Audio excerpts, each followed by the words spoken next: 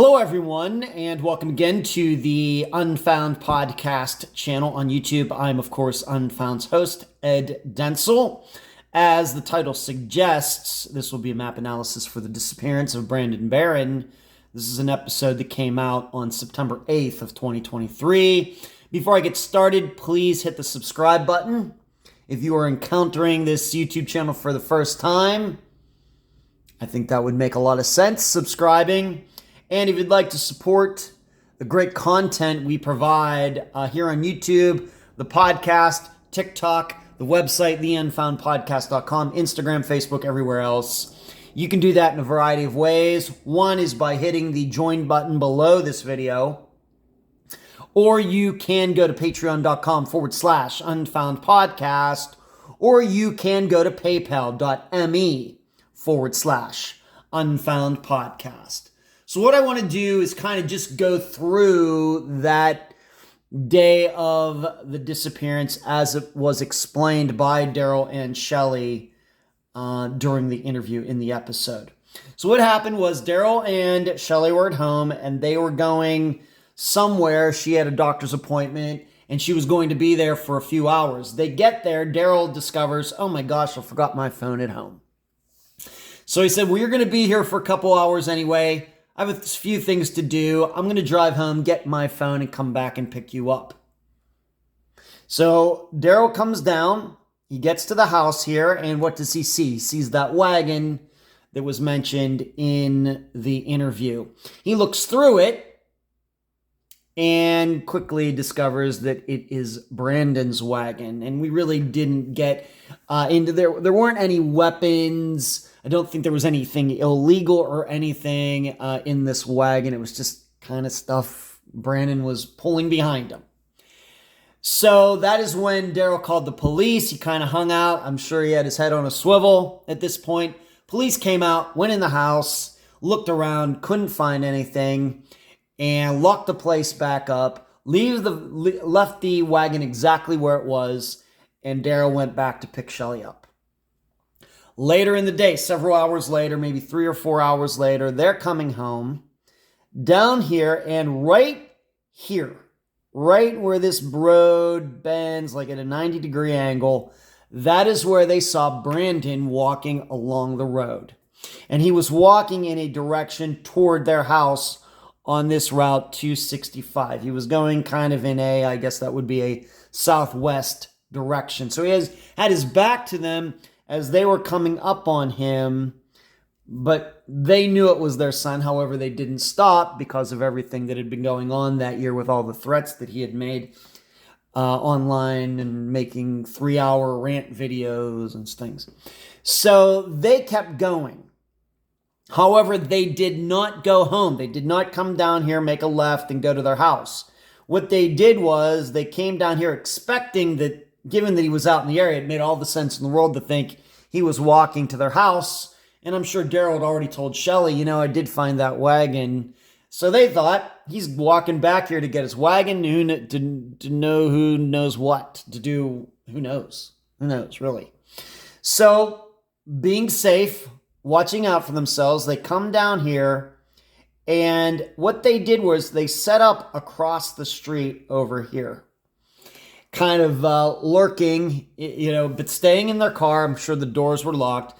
And what they were expecting to see was, of course, Brandon coming down here, and then so they could keep an eye on him. So they would see him before he saw them, in contrast to them going home, maybe calling the police and everything. Maybe they thought maybe he'd be able to sneak onto the property or something. And probably in this situation, I think that Daryl and Shelley did the exact right thing. They didn't call the cops quite yet, but on the other hand, they didn't go home and kind of are maybe sitting ducks inside their own home. Once again, if Brandon had something violent in mind. They stayed in their car. The doors are locked. He did see them, and if he had a weapon of some type, of course, they could take off and then call the cops. I think that what they did makes all the sense in the world. So they're hanging out over here. However, they waited there for a long time, and Brandon never showed up. He never passed their location right here. And I think you can say, at least generally, that he would have to come down this road unless he was going cross country, and we'll get to that in a moment. Come down here and make a left to walk right into their property. But they waited quite a long time, more than enough time. And you should know from there to there is about a mile from where they saw him, just like was stated in the episode. So finally, they did call the police. They go up to the house, the police show up, and the wagon is gone. And there's no signs that Brandon was ever there, except for the wagon being gone. No signs that he tried to break in or crack any locks, break any windows. Nothing was stolen. Everything was just as it should be.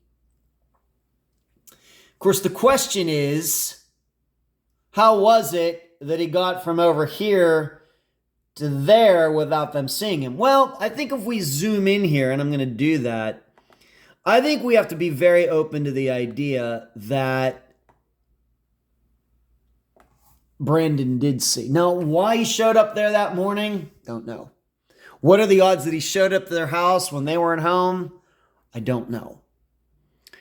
But I think given that he's walking along the road, they pass him, they're waiting for him, and then they show up and the wagon is gone, we have to be open to the idea that Brandon did see them and maybe wanted to avoid them.